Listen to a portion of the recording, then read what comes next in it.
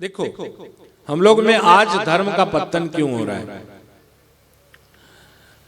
ये जो ब्राह्मण है ना, जो भी ब्राह्मण है, इस ब्राह्मण को अपने से हमेशा ऊंचा मानो। मैं जात को नहीं कहता, ब्राह्मण जो ब्रह्म तत्व को जानता है, मानता है, मनवाता है, उसको थोड़ा ऊपर मानो, उनकी कृपा बरसती है। अगर आपको देवी में श्रद्धा है, विश्वास है, तो कोई भी ब्राह्मण आए उसको थोड़ा मीठा खिला दो। क्या खिला दो? हाँ, उसको प्रसन्न कर लो, मीठा खिला दो, क्योंकि साक्षात चंडिका, मैं बोला था, उसकी जीवा में बैठती है। इसलिए ब्राह्मण को सम्मान दो। भगवान विष्णु जब भिगु का लात मारा ना, तो लक्ष्मी तिलमिला गई। लक्ष्मी जब तिलमिलाए गई, मैं इनको श्राप दे दूंगा ब्राह्मणों को। माता का हाथ को भगवान नारायण ने पकड़ा, कहा ना लक्ष्मी, इनको श्राप मत दो, मैं किसी से नहीं डरता। भगवान विष्णु भागवत में कहते हैं, मैं किसी से नहीं डरता। अगर मैं डरता हूं तो ये वेद पाठी ब्राह्मणों को डरता हूं। ये वेद पाठी ब्राह्मण है, इसलिए मेरा सत्ता है। ब्राह्मण है तब विष्णु है, जब ब्राह्मण नहीं तो विष्णु की सत्ता नहीं। इसलिए ग्रुप का भी फर्ज बनता है कि ब्राह्मण देखते उसे अपने आसन से बढ़कर आसन देना चाहिए। ये सब हम लोग भूलते जाते हैं। संध्या भूल रहे हैं, पीतर को भूल रहे हैं, माँ बाप का प्रणाम को भूल रहे हैं, अपने माँ जहां पैदा हुए उस जगह का नाम लेना भूल रहे हैं।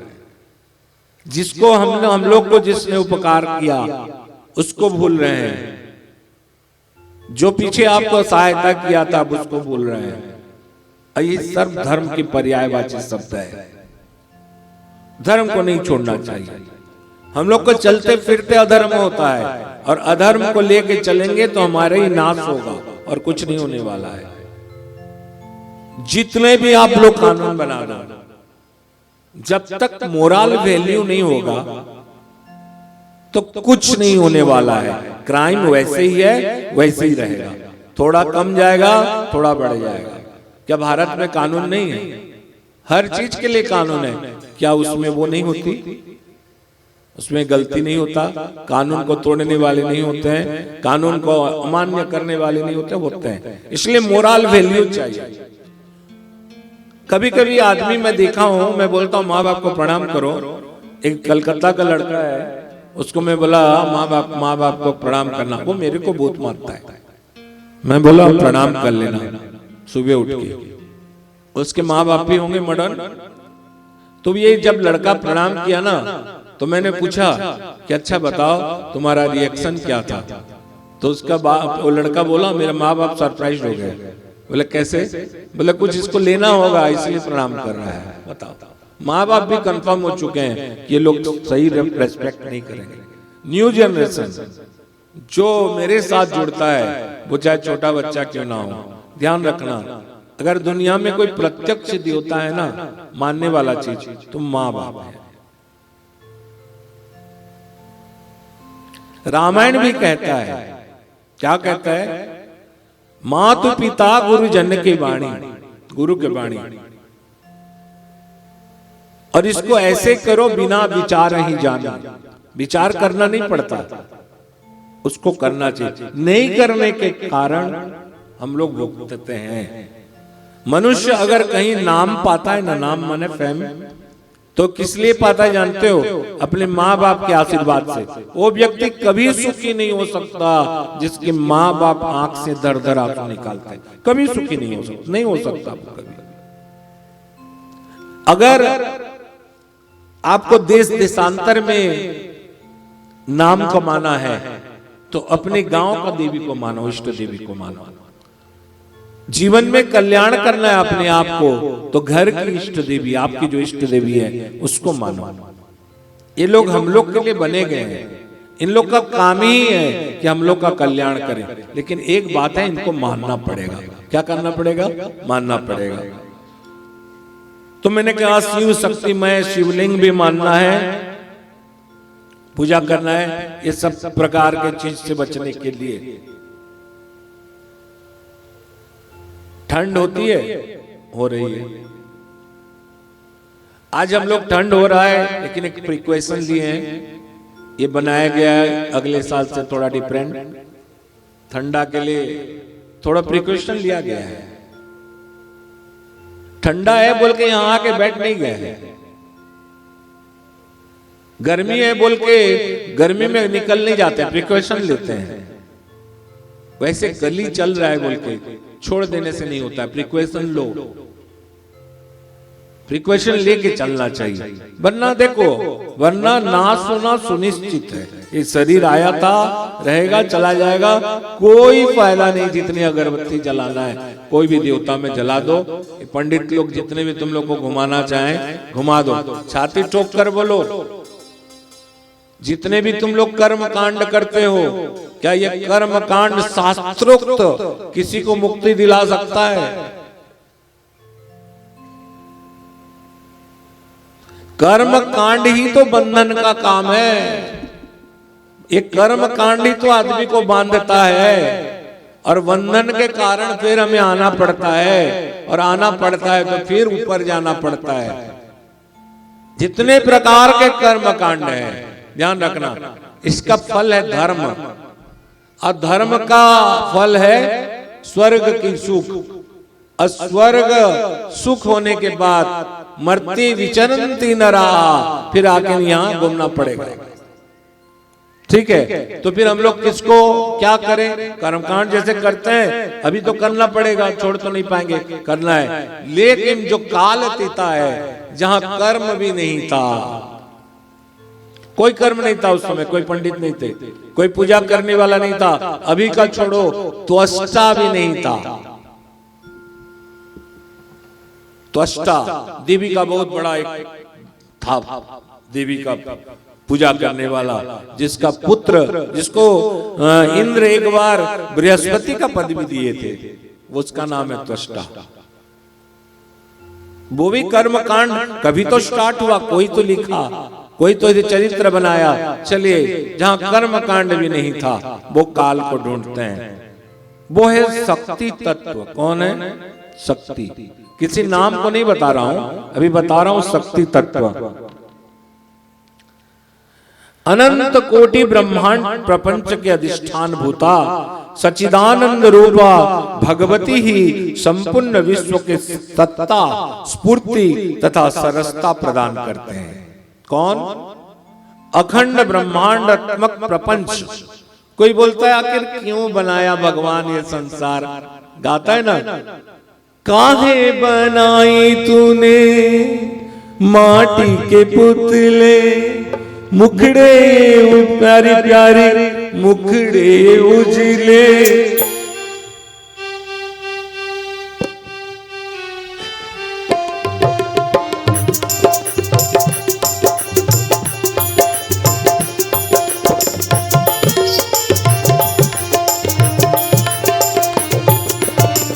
चुप चुप तमाशा देखे वारे तेरी खुदाई, काहे को दुनिया बनाई, काहे को दुनिया बनाई।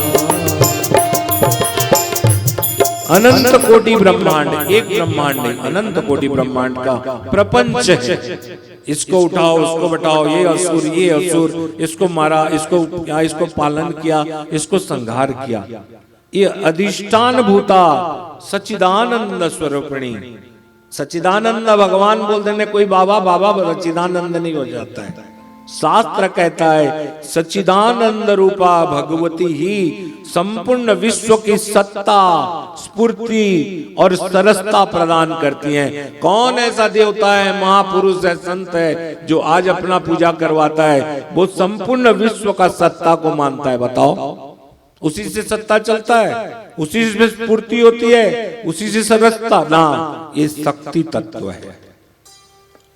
अंत में उन्हीं में लीन हो जाता है जो पूरी संसार, पूरी ब्रह्मांड, अनंत कोटि ब्रह्मांड जिसमें निकलता है, जहां स्फूर्ति मिलती है, जहां सरसता मिलती है, और जहां सत्ता रहता है ब्रह्मांड का।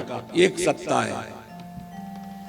3 दिन तक यहां बैठे हैं, 5 दिन बाद ये नहीं रहेगी। आज यहां जितनी चाक चमक है, देने वाले कौन? वो है कि कोई और? आप लोग जो बैठे हो, इसमें बैठने की ताकत देने करने वाला वो। समझो चीज को। आज अगर हमें यहां आने की कोई इच्छा, मौका मिलता है, तो कराने वाली वो। ये जो मैं टॉपिक बोलूंगा 2-3 दिन, कोई खास व्यक्ति किसी के लिए कोई समझेगा, इसके लिए नहीं है। पता नहीं क्यों पटनागढ़ में ऐसा क्या है, कौन शक्ति तत्व यहां ऐसा पैदा करके खोद के रख दिया था, जो बिना लिए दिए, ना लेना ना देना, केवल परेशानी और परेशानी। उसमें मुझे बार बार आके यहाँ शक्ति तत्व को वर्णन करना पड़ता है। वो केवल माता पाटमेश्वरी को ही पता है बस, और किसी को नहीं। वो जानती होगी। बार बार शक्ति का उद्गार मैं यहाँ क्यों करता हूँ? यहाँ आके कोई बोलता है देखो अभी चेरापूंजी तो नहीं आगे हो गया, चेरापूंजी में पानी बहुत बरसती है, हम लोग बचपन में पढ़ते थे, हाईएस्ट। अभी कहाँ हो गया है?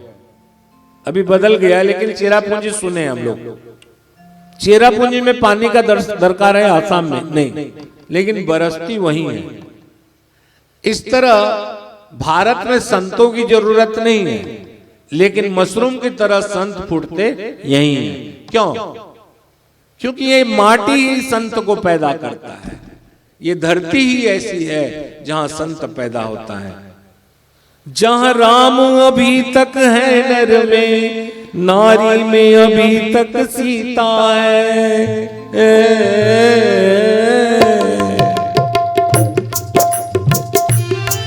जहां राम अभी तक है नर में, नारी में अभी तक सीता है।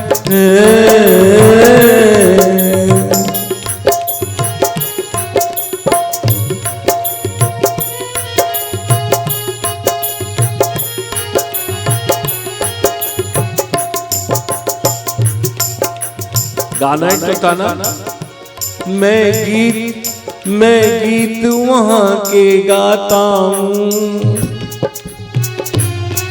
भारत का रहने वाला हूँ, भारत की बात सुनाता हूँ। है प्रीत जहांगीरी सदा, है प्रीत जहांगीरी सदा, मैं गीत वहां के गाता हूँ, भारत का रहने वाला। जय भारत जय भारत जय भारत जय भारत जय भारत जय भारत।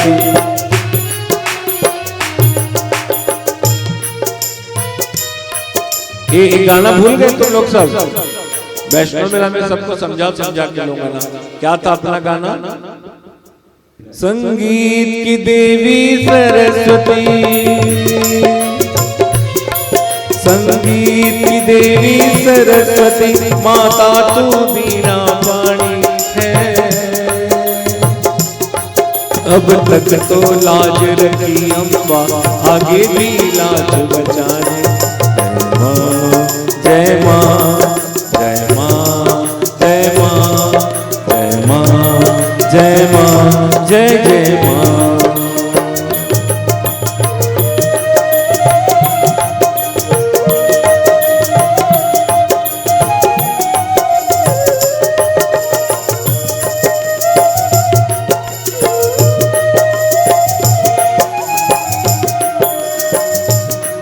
देखिए अनंत कोटि ब्रह्मांड की प्रपंच को अधिष्ठान भूता सच्चिदानंद रूपा भगवती ही संपूर्ण विश्व की सत्ता, स्फूर्ति तथा सरसता को प्रदान करती हैं।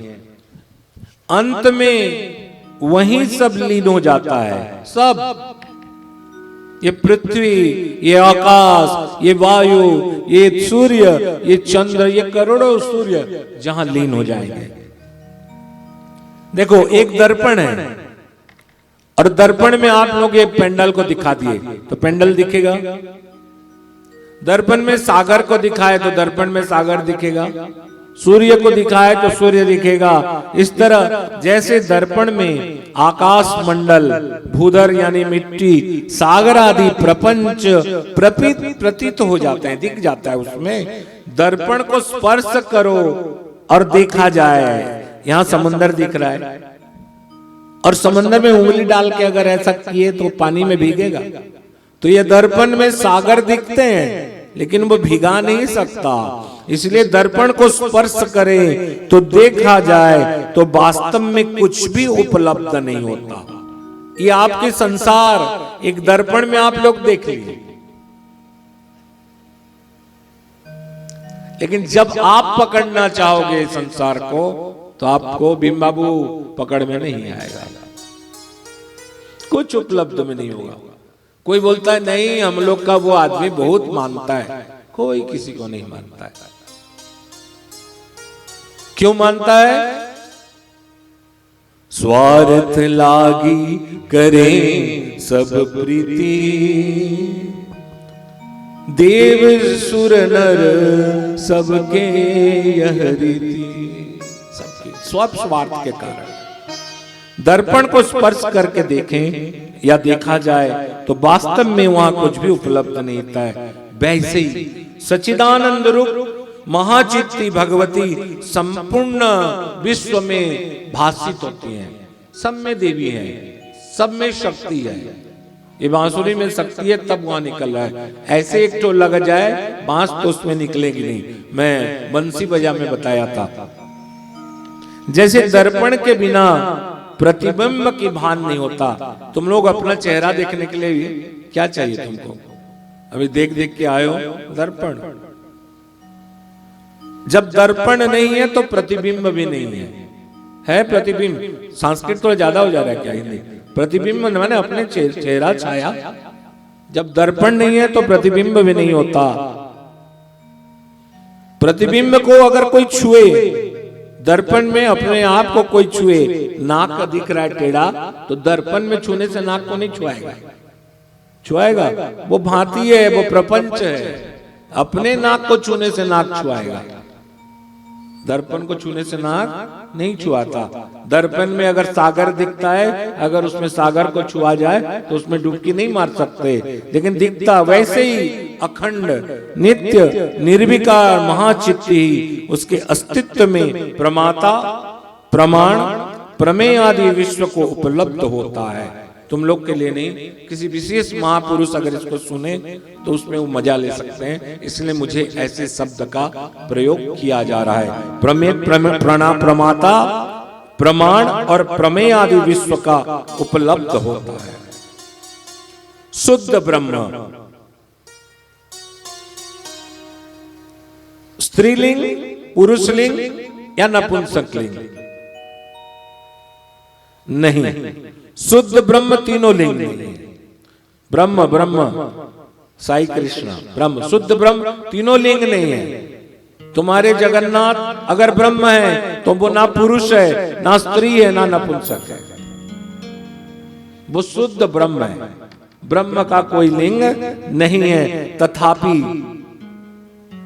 अगर ये ब्रह्म है शक्ति, इसका कोई लिंग नहीं। कोई बोलता है देवी को कभी ब्रह्म है तो क्या है, देवी जेंट्स है कि लेडीज है? ओम महाकाली महालक्ष्मी महासरस्वती देवता, ये देवी नहीं कहा जाता है, चंडी पाठ में देवता कहा जाता है इनको। ये तीनों लिंग में नहीं आती। तथापि बताते जा रहा हूं इनके बारे में, कालातीत को। तथापि ये चित्त भगवती चित्ती या देवी सर्वभूतेषु चेतनित्य विधीयते नमस्तस्यै नमस्तस्यै नमस्तस्यै नमो नमः। चित्ती, चित्ती माने अपनी चेतना शक्ति। कोमा में आदमी शिशु में पड़ा है, जिंदा है, सब कहता है जिंदा है, सांस ले रहा है, लेकिन उठ के बैठता क्यों नहीं? क्योंकि उसकी चेतना नहीं है। जिंदा है आदमी, जिंदा रह सकता है चेतना के बिना? रह सकता है, क्योंकि चेतना ही चित्ती है। चेत नित्य विधीयते या देवी, तो ये देवी चेतना है। और चेतना का शब्द स्त्रीवाचक है, समझे? ये देवी भगवती है, 6 प्रकार के भक्त से भगवान और ये भगवती है, इसलिए ये विशेष रूप से स्त्रीलिंग है, स्त्रीवाचक। एक शब्द है आत्मा, नंबर दूसरा शब्द पुरुष, ये पुंवाचक है, पुंवाचक माने पुरुष लिंग है। एक शब्द है कान, ये जो फूल है ये स्त्री है कि पुरुष है? वैरायटी फूल है, कुछ फूल स्त्री है, कुछ फूल पुरुष है, कुछ फूल नपुंसक लिंग है, समझे? गुलाब इत्यादि में इसको स्त्री ले सकते हो, लेकिन एक फूल होता है डालिम फूल, देखो उसके बीच, वो है पुरुष फूल है। कुछ पपीता का पेड़ भी रहते हैं, देखना लेडीज रहते हैं, कुछ जेंट्स रहते हैं। 100 तो पपीता लेडीज में 2-4 तो जेंट्स पपीता पेड़ लगाया जाता है, तब जाके पपीता होगा, नहीं तो नहीं होगा। तो ये भगवती जो है वे स्त्रीवाचक शब्द है। एक शब्द है कान, ये कौन सा शब्द है? स्त्री है कि पुरुष है? नंबर 2 ब्रह्म, हम जिस बारे ब्रह्म को बोलते हैं, बोलो साई कृष्ण, ब्रह्म कान, ये कौन सा शब्द वाचक है? ये नपुंसक लिंग है। कान कोई पुरुष है कि स्त्री है? सबका कान है। बोल सांचे दरबार की जय। सबको समझा दो थोड़ा थोड़ा, कुछ तो कान में पड़ जाए। देखो महाशक्ति की आश्रय कर, महाशक्ति, अभी कोई नहीं है इसमें, महाशक्ति का आश्रय कर, समझ रहे हो? नहीं समझ पा रहे? समझ रहे हैं? नहीं, महाशक्ति की आश्रय कर। मैं कौन हूं समझ लो इसमें, मैं महाशक्ति हूं, लेकिन मेरा शक्ति अगर किसी से डिफरेंट है तो मेरा शक्ति अपने आप में अलग नहीं है, मेरा शक्ति एक महाशक्ति का आश्रय में है। अगर मैं बोल पा रहा हूं तो बोलने का ताकत उसका है, ये बजा पा रहे हैं तो ये 2-4 दिन का है, ये बजाने का ताकत उनका है। सब कोई क्यों नहीं बजा पा रहे हैं? सब कोई बजा, भाई तबला है बजता है, एक लड़का है बजा रहा है, वो क्यों नहीं बजा पा रहा है? नहीं, समथिंग डिफरेंट पावर है। तो वो डिफरेंट पावर, डिफरेंसेस कहां से आता है? तो महाशक्ति का है। तो महाशक्ति का आश्रय कर, बाय सपोर्ट ऑफ नेचर, महाशक्ति का, उस शक्ति का नाम हो जाता है त्रिपुर सुंदरी। उस शक्ति का नाम कहते हैं हम लोग भुवनेश्वरी। कभी कभी महाशक्ति का आश्रय कर, उसको विष्णु, उसको शिव, उसको कृष्ण, उसको राम, उसको गणपति या उसको सूर्य कहते हैं। ये गणपति, गणेश, रुद्र, अंबिके, नारायण, भास्कर उसी महाशक्ति का आश्रय करके दुनिया में अपने आप को नामित करते हैं। हम लोग का 3 देह है, ध्यान रखें। बोला था नारायणी नमस्तुते में 3 देह है। नंबर 1 स्थूल, ये जो मोटा शरीर है। एक सूक्ष्म, जब मैं मर जाऊंगा, मरने के बाद 1 साल तक मेरा जो शरीर रहेगा वो सूक्ष्म शरीर है। और एक शरीर है कारण शरीर, किस लिए आया किस लिए गया, अरे बंदे, कारण शरीर। एक कारण शरीर भगवान नारायण में मिल जाती है। देखो अनंत नारायण को कहा जाता है, मिलता है वो कारण, इसलिए विष्णु का एक नाम है कारण वसाई। अनंत साई जैसे हैं वैसे कारण वसाई भी हैं। तो ये कारण शरीर वहीं मिल जाता है, फिर वहीं से सृष्टि होती है और वहीं से फिर हम लोग कहीं नहीं जाते। आत्मा, परमात्मा और माया कभी कभी अलग नहीं होते, तीनों इक्वल रेंज के हैं, इनका आयु भी उतनी ही है। तो ये स्थूल, सूक्ष्म और कारण शरीर 3 देह है, और तीनों के भीतर रहने वाली सर्वसाक्षिणी चित्त ही त्रिपुर सुंदरी कहलाती है, जिसको परसों रात को पूजा करेंगे। त्रिपुर सुंदरी कहलाती। त्रिपुर सुंदरी के नाम भी है, सबको देवी के नाम में त्रिपुर सुंदरी को हेड ऑफ द बॉस कहते हैं, लेकिन वो भी किसी कारण से ही प्रकट, ऐसे नहीं, वो परम ब्रह्म है लेकिन किसी कारण से ही प्रकट हुए हैं। समझ में आ रहे भैया? प्रकट हुए हैं उसी माया विशिष्ट तत्व को, जैसे राम, ये माया विशिष्ट तत्व है, राम, कृष्ण या अन्य अवतार जैसे होते हैं, वैसे ही महाकाली, महालक्ष्मी और महासरस्वती भी होते हैं। ये उन्हीं का अवतार है। ये महाकाली, महालक्ष्मी, महासरस्वती, त्रिगुणात्मिका इसी दुर्गा, जिसका नाम ले रहा हूं मैं, जैसे राम कृष्ण इत्यादि, ये सब हैं तो परम ब्रह्म, लेकिन ये भी किसी के आश्रय में है, किसी आश्रय से ही अपने आप को ब्रह्म कहलाते हैं। ऐसे अपने आप, मेरा अगर कोई वो है ना वजूद है तो इसी के लिए है, अगर ये नहीं तो फिर मैं नहीं। समझ में आ रहा है? ये नहीं है तो मैं नहीं हूं। जैसे परसों हवन करेंगे, हम होम करेंगे, होम करना है, अगर हमें कोई चीज हवन में डालना है तो कहां डालेंगे? बोले ये चीज ले जाइए आप हवन कर दीजिए, तो कहां डालेंगे? अग्नि में। अग्नि में जो डालेंगे उसको बोलेंगे होम, ठीक है? अग्नि में जो डाला जाएगा उसको बोलेंगे होम। जो होम है वो अग्नि में डाला जाएगा, और जो अग्नि में डाला जाएगा वही होम है। समझ में आया? तो बिना होम के अग्नि में नहीं डाला जा सकता, होम नहीं कहलाएगा, और जो डलेगा वो बिना अग्नि का होम नहीं हो सकता। इसलिए राम कृष्ण इत्यादि माया तत्व जितने भी होते हैं वो केवल शक्ति का, राम स्वरूप का लड़का केवल कहाँ है?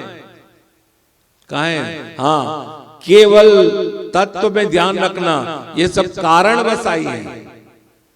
तो राम कृष्ण भगवान इत्यादि जितने, महाकाली, महालक्ष्मी जितने भी हुए, ये सब एक बहुत बड़े शक्ति के आधार में चलते हैं, शक्ति के आधार। बोल सच्चे दरबार की।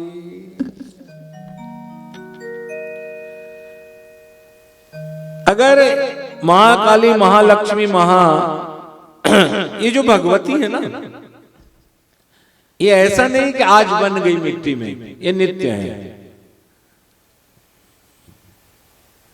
ये भगवती से ही चराचर प्रपंच, अथर्वशीर्ष में कहता है, अनिल अथर्वशीर्ष क्या कहता है? देवी अथर्वशीर्ष, तत् अभिजनत ब्रह्मा अजिजनत विष्णु अजिजनत। अजय थोड़ा लाइन बोल सकते हो? बोलो।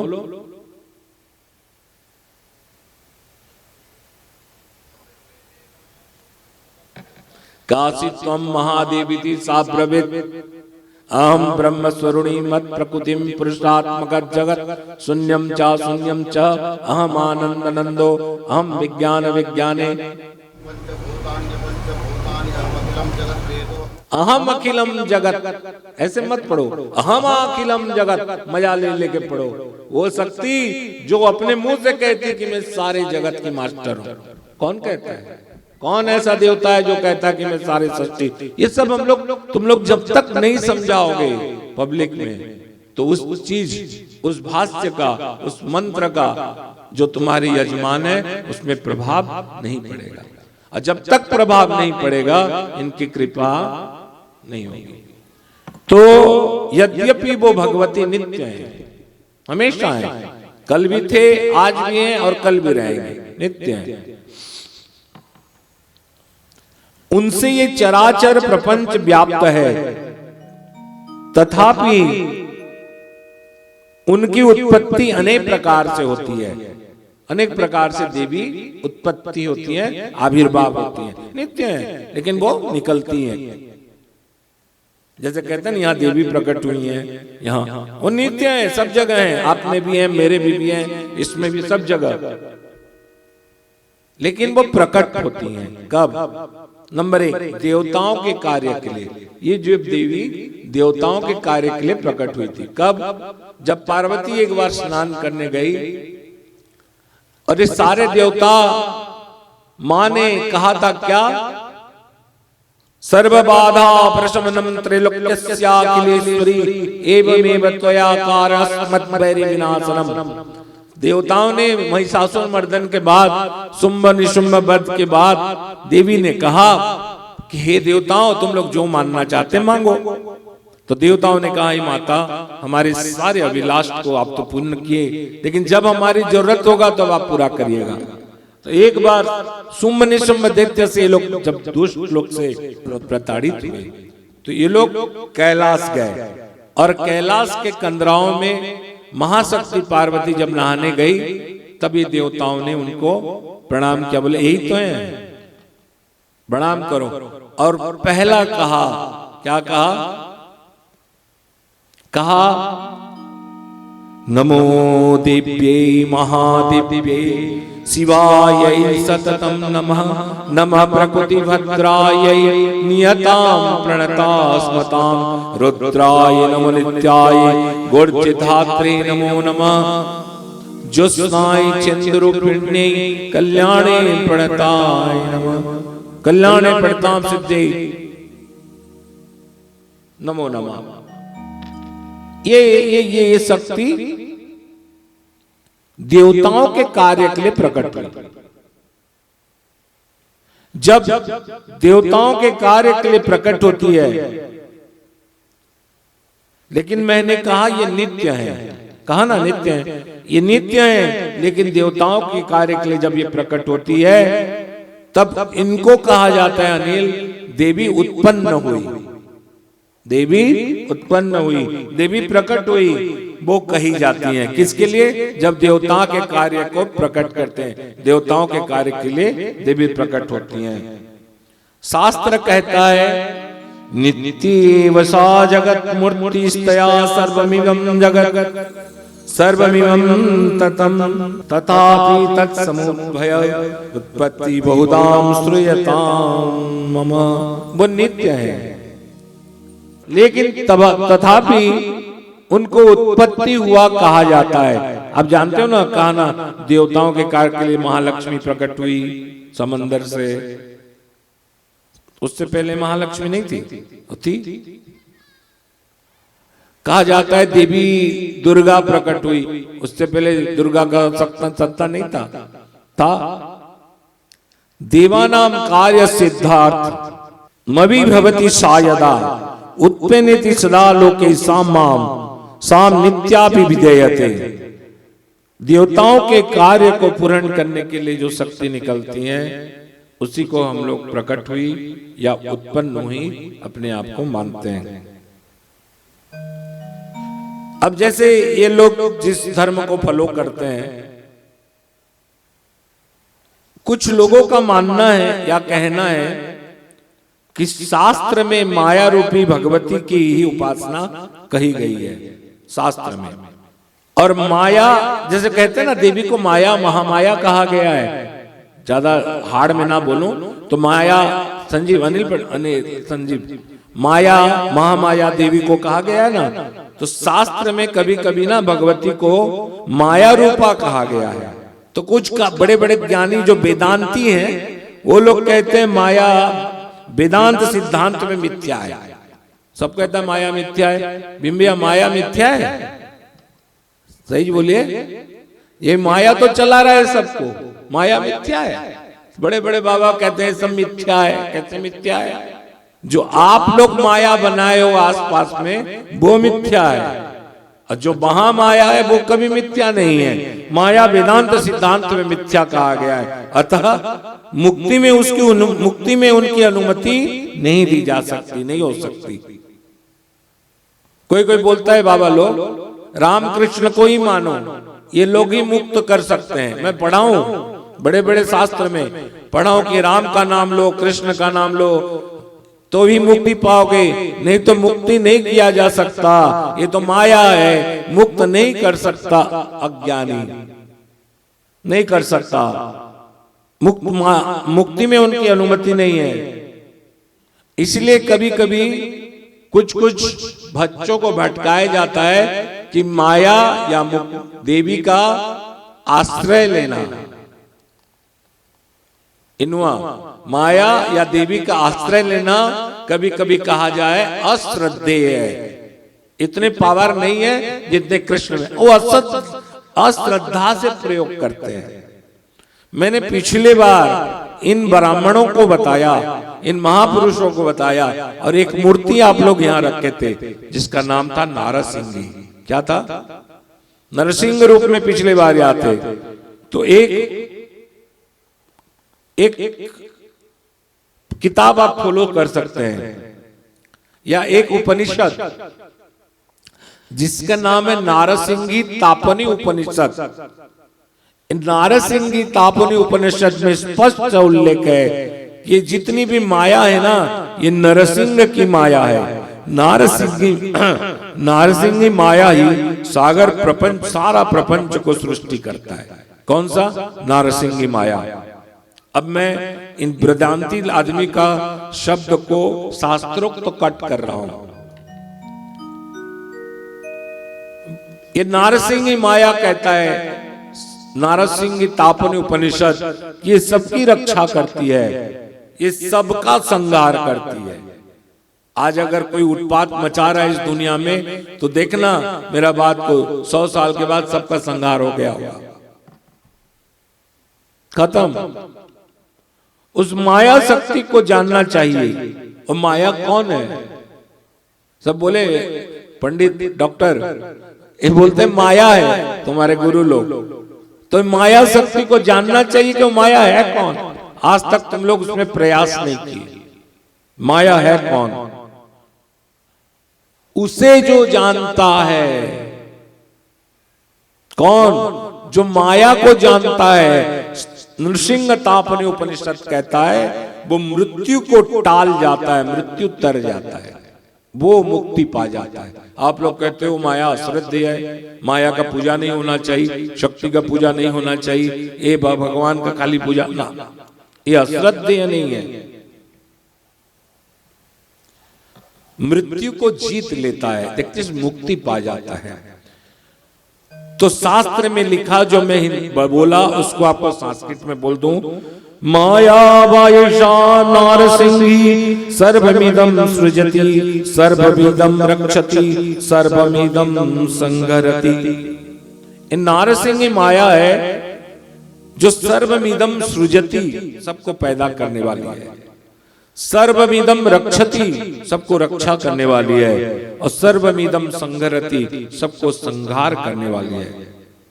तस्मान मायामीताम शक्तिम विद्यात् ये येति मायाम शक्तिम वेदम वदन्ति समृत्युम जयति। नृसिंह तापनी उपनिषद कहता है तुम मृत्यु को जय कर लेता है। सो पापाम्नाम तरति स्वमृतत्व गच्छति महति श्रिय मश्रुते।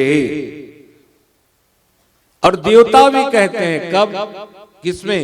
11वें अध्याय में क्या कहते हैं? त्वं वैष्णवी शक्ति अनंत वीर्या विश्वेश बीजं परमासि माया सम्मोहितं देवी समस्तमेतत् त्वं वै प्रसन्ना मुक्ति हेतु।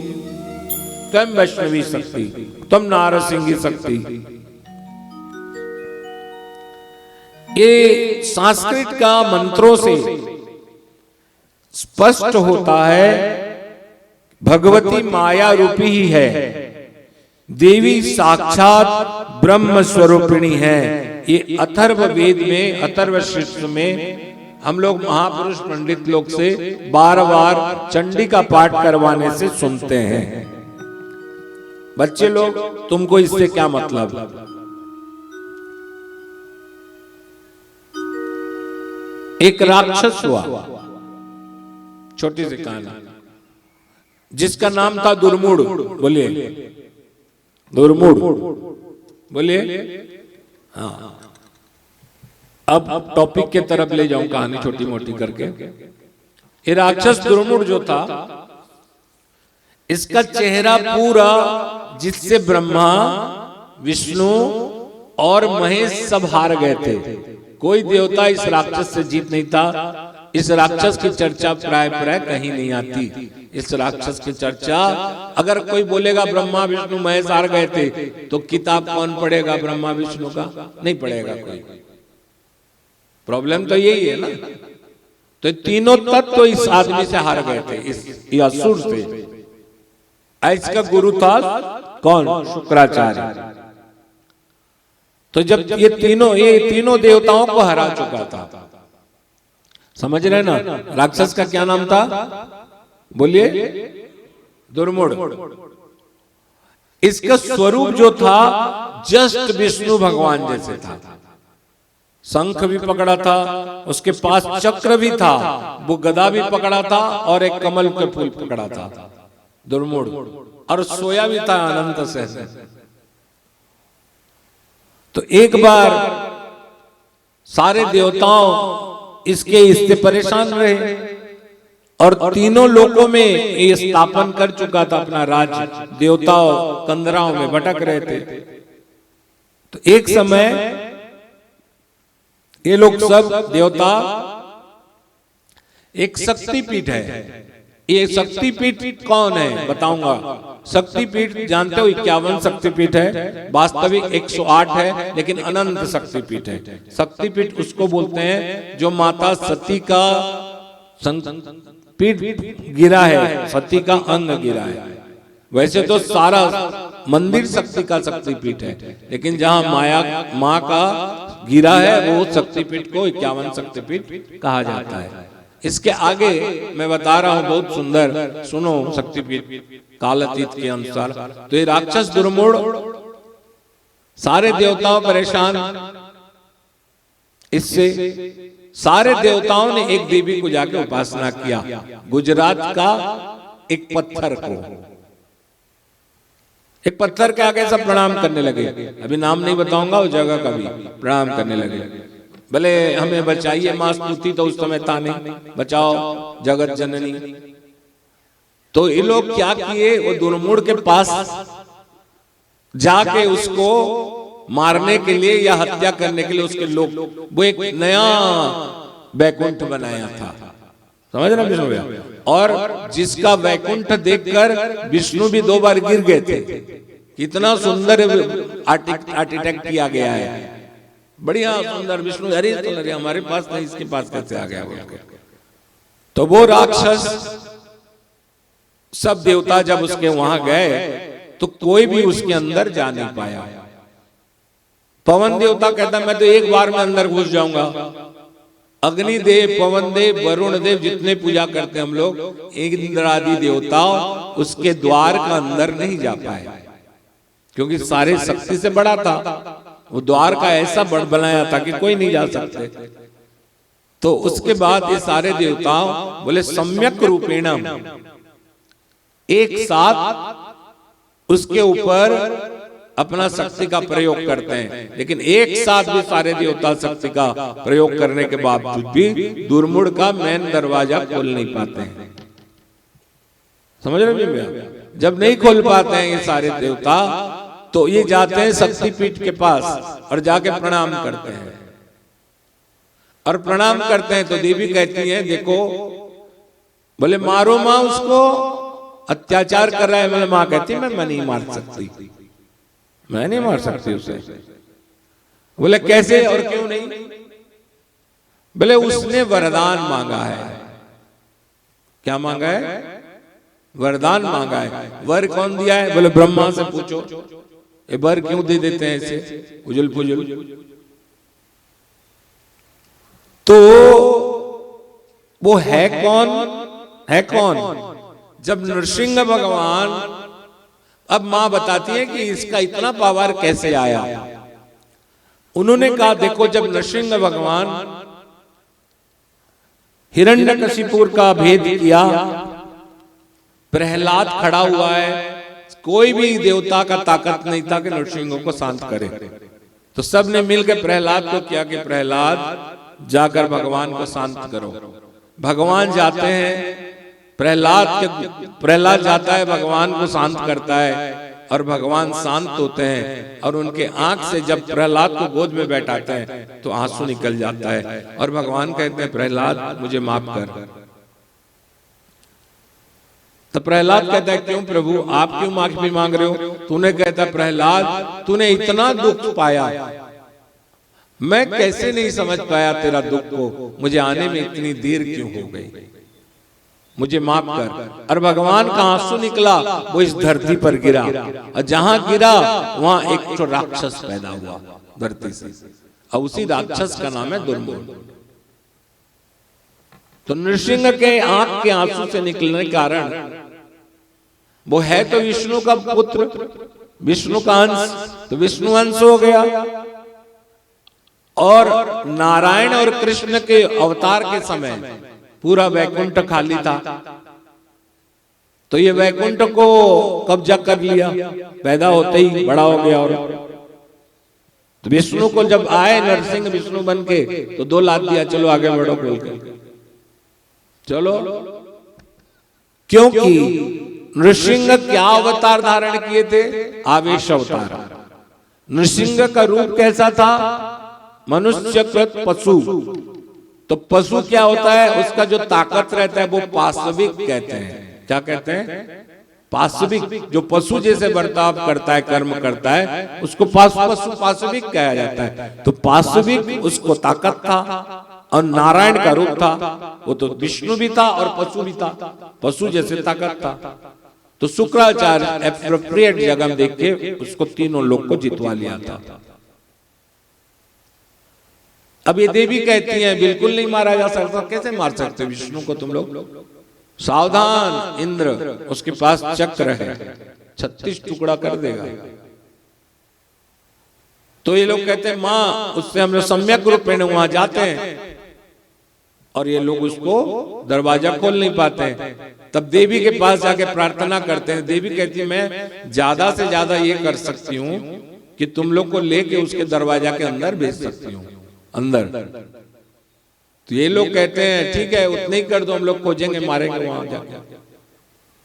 तो देवी इस सब देवताओं को लेके पहले खुद पहुंच जाती है अंदर। वहां जो देवी थी जो रक्षा कर रही थी, राक्षसी एक बन के, वो कहती है कि ऐसा कौन है कि मेरे बिना परमिशन के यहां आ गए? बोले महादेवी कहते हैं कि मुझे कहीं भी जाने के लिए, ध्यान रखो, मुझे कहीं भी जाने के लिए किसी की परमिशन की जरूरत नहीं होती। समझ रहे हैं? जो हर बंधन से आगे है, देवताओं तो बंधन के अंदर रह गए, एक दरवाजा के अंदर निकृष्ट हो गए। ब्रह्मा विष्णु महेश की शक्ति जहां खत्म हो गया, उस दरवाजा के अंदर देवी पहुंचते हैं। तो देवी के साथ उस राक्षसी जो रहती है उसके साथ लड़ाई होता है। लड़ाई में भगवान देवी भगवती ने त्रिशूल में उसकी वध करते हैं। अब देवताओं के लिए वहां जा, अब देवता बाहर में परेशान, बोले क्या हुआ अंदर में? माँ निकलती क्यों नहीं है? दरवाजा खोलती क्यों नहीं है? क्या माँ भी परास्त हो गई? बस उसी समय दरवाजा खुलता है, और सारे देवताओं जैसे स्कूल की छुट्टी होती है भागते हैं, वैसे अंदर घुसते हैं। भगवती कहती है बस अब मैं आप लोग का सहायता नहीं कर सकता। अब ये लोग देखते हैं वहां का जगह, बोलते हाय। इंद्र कहता हाय, मैं बेकार अपने लोग के लिए परेशान रहता, यहाँ तो 100 इंद्र 100 विष्णु के लोग से भी ज्यादा खूबसूरत है, कौन देवता ऐसे ही बनाया इसको? अब उसी समय ये लोग सब जब देखते रहते हैं तो दुर्मुड़ आता है शंख चक्र गदा पद्म लेके। तो इन्होंने इसको मारने के लिए या परास्त करने के लिए कोशिश करते हैं। ये क्या करता है? तुरंत अपनी शक्ति से सारे देवताओं को बंधन में डाल देता है, मान देता है एक तरफ। ये जाके शुक्राचार्य को कहता है कि ऐसा ऐसा सारे देवताओं आए थे और मेरे को बांधने की कोशिश की, मैं उनको जग भेज दिया हूं बांध के। शुक्राचार्य कहता है चलो देवताओं का परास्त हो गया, अब तो तू सही में बड़ा हो गया। दुर्मुड़ का मति में एक दिमाग में घुसता है, नहीं मेरा दरवाजा कोई नहीं खोल सकता, समझ रहे हैं? कोई नहीं खोल सकता मेरा दरवाजा, ऐसा व्यवस्था रखा था। जो राक्षसी खोली थी ना, वो राक्षसी भी एक तो लक्ष्मी है। वहां बताया गया कि वो राक्षसी भी एक लक्ष्मी थी। वो लक्ष्मी प्रकट होती है, देवी पूछती तो कौन है, तो वो कहती कि मैं एक राक्षसी थी, श्राप में थी, आपके द्वारा आज प्रकट हो गई, मैं अपनी जगह जा रहा हूं, वो चली जाती है। तो ये दुर्मुड़ बड़ा बढ़िया क्वेश्चन करता है, जब मेरा कोई लड़ नहीं सकता, मेरा दरवाजा कोई नहीं खोल सकता और सारे देवताओं आए हैं, तो इसको अंदर लाने वाला कोई शक्ति है, कोई शक्ति है। तो पूछता है कि वो शक्ति है कौन, तो उसको जो उसका गुरु रहता है कि वो शक्ति कोई नहीं, वो शक्ति है वरदायिनी। बोलिए, वरदायिनी शक्ति है, यही यहां छोड़ के गई है। तो बोले वरदायिनी शक्ति कौन है, मैं उसको परास्त कर देता हूं जाके। तो ये कहता है कि गुजरात का एक जगह को बताता है और कहता है वहां एक पिंड है, उस पिंड को नष्ट कर दे तो ये देवी नष्ट हो जाएगी। उस पिंड की देवी, ध्यान रखना इसको बताऊंगा थोड़ा है, पिंड की देवी नष्ट हो जाएगी। पिंड के नष्ट होने के बाद तो ये जाता है पिंड को नष्ट करने के लिए। उस पिंड को नष्ट करने, देखिए माँ का ये भैरव रक्षक हमेशा, थोड़ा बताऊंगा, ये हनुमान जी भी उनकी रक्षक है। तो आप लोग भैरव माने एक भैरव जानते होंगे, भैरव देवता, भैरव बाबा, काल भैरव इत्यादि, अनंत करोड़ भैरव है। कितने भैरव है? अनंत कोटि, अनंत कोटि ब्रह्मांड है, तो अनंत कोटि देवी नायिका है, और अनंत कोटि ब्रह्मांड की नायिका को अनंत कोटि भैरव अपने पोजीशन में रखते हैं, दैट इज सुरक्षा देते हैं। तो वहां भैरव निकल जाता है, जैसे मानने के लिए तैयारी करता है उस पिंड को।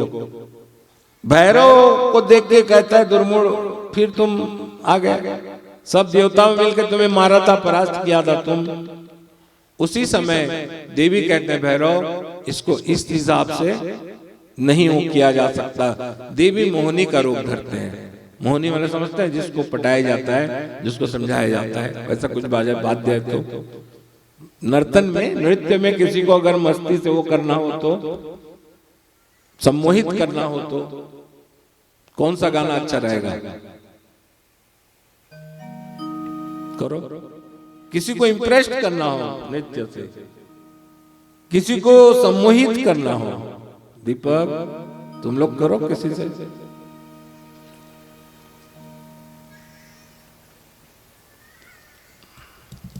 बजाओ।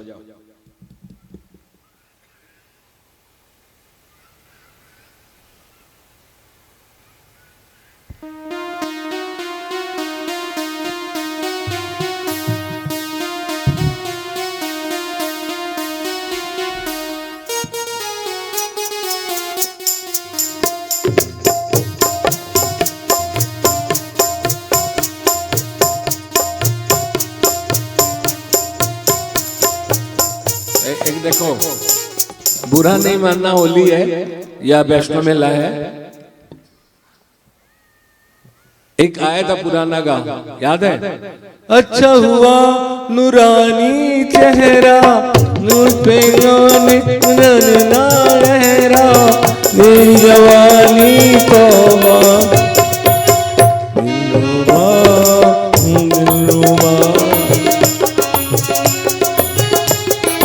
सुनो, ये देवी ऐसे अपने अंग भंग से, अभंगी से इस राक्षस को समझ है कौन? जगदम्बा है कौन? वो विष्णु का पुत्र, साक्षात विष्णु। तो उसको उन्होंने क्या किया? मति भ्रमित करने की कोशिश किया, लेकिन वो समझा ये देवी मुझे फंसाना चाहती है। समझे? ये देवी मुझे फंसाना चाहती है। इसलिए अपने अंग भंग में जब देवी ने उन्हें सम्मोहित करने की कोशिश किया, तो उन्होंने कहा ना, मैं फंसने वाला नहीं हूं, चलो आज ये मुझे फंसा देगी, पीछे आऊंगा। तो फिर आगे जाती हैं तो कैसे? देवी मुझे आप अपने मार्ग से भटकाने की कोशिश ना करो, मैं भटकने वाला नहीं हूं। तो उन्होंने कहा देखो दुनिया में एक जो तुम इतनी बड़ी पदवी पाए हो भीम भैया, इतनी बड़ी जब पदवी पाए हो, इस पदवी आखिर किसके लिए? बोले कहता है दुनिया में हमें जो प्यार करता है। तो देवी कहती है एक बार पूछ के आओ तेरे गुरु से, जो दुनिया में तुझे प्यार कौन करता है? ये जाता है, जाते ही सब कहते हैं महाराज दुर्मुड़ की जय हो। तो पूछता है कि अच्छा सैनिकों, तुम मुझे डर के प्यार करते हो या कोई प्यार से प्यार करते हो? तो मुंह से निकल जाता है डर से। फिर कहते नहीं नहीं हम लोग आपको प्यार करते हैं। तो वो समझ जाता है। फिर आखिर शुक्राचार्य से पूछता है, शुक्राचार्य कहता है मेरा इच्छा दुनिया में असुर का वो हो, राज्य हो, दैत्यों का। तू कोई बड़ा बात नहीं, तेरे पहले भी बहुत दैत्य थे, तेरे बाद में बहुत दैत्य आएंगे। उन्होंने कहा फिर मुझे आप प्यार नहीं करते? बोले तुझसे मुझे क्या, ये सामान्य सैन्य से उतनी प्यार है जितना तुझसे प्यार है। मोह भंग होता है और आके उस देवी के साथ कहता देवी आप ही जो हो मुझे प्यार करते हो, वरना देवी कहती मैं सच तो बोल रहा हूं। सारे देवताओं फंस जाते हैं, कहते हैं अब देवी एक राक्षस से शादी करेंगे। देवी कहती है मैं तुझे प्रणय करूंगी। इस तरह उस राक्षस को समझाकर देवी ने अपने रास्ता में ले आया उसको। वो थी कौन शक्ति? गुजरात की वरदायिनी शक्ति। कौन थी?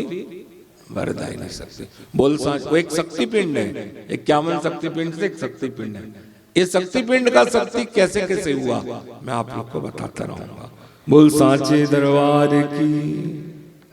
तो मैंने कहा राम कृष्ण परम इत्यादि, विष्णु इत्यादि, शिव इत्यादि, त्रिपुर मालिनी, त्रिपुर सुंदरी इत्यादि जितने आए, 3 दिन मजा लीजिए इसका, बहुत सुंदर है ना। त्रिपुरा तापनी उपनिषद, सुंदर तापनी उपनिषद, परोरस से या आदि गायत्री के चतुर्थ चरण से प्रतिपाद ब्रह्मवाचक रूप से लिंग बीज को बतलाया है काली तारा उपनिषद। अनिल पंडित तारा उपनिषद पढ़े हो? काली उपनिषद पढ़े होंगे। काली उपनिषद, तारा उपनिषद भी ब्रह्म रूपिणी भगवती को ही उपासना का प्रतिपादित किया है। अतम संसार नाशाय साक्षिणी आत्मा रूपिणी आराध्य ये ते पराशक्ति प्रपंचोल्लास वर्जिताम। अर्थात संसार निवृत्ति के लिए देवी सबसे बड़ा जानते हैं, कर्म कांड में सबसे ज्यादा प्रसन्न हवन में होती है, हवन में।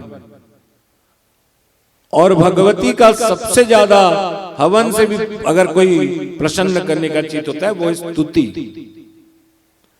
स्तुति से भी आगे अब वो अगर प्रसन्न होती हैं तो वो है आत्मसमर्पण। हवन, स्तुति और आत्मसमर्पण। और आत्मसमर्पण से भी अगर उनकी प्रसन्नता कुछ होती है तो उनकी क्या होती है? उनकी यश गान। क्या होता है? उनका यश गान।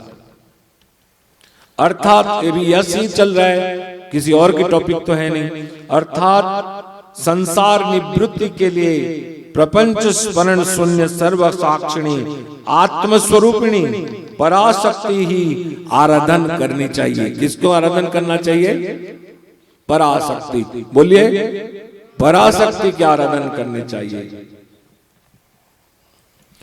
परा त्वं सच्चिदानंद रूपिणी जगदम्बिका सर्वाधिष्ठान रूपाम स्या जगत भ्रांतिश्चदात्मनि। अर्थात ये सब मंत्र है और अनेक शास्त्रों से उद्धृत किया गया है, लिया हूं, इसलिए इसका हिंदी वर्णन भी कर दूं तो मेरे लिए अच्छा रहेगा। अर्थात सच्चिदानंद रूपिणी परा जगदम्बिका ही विश्व की अधिष्ठान भूता है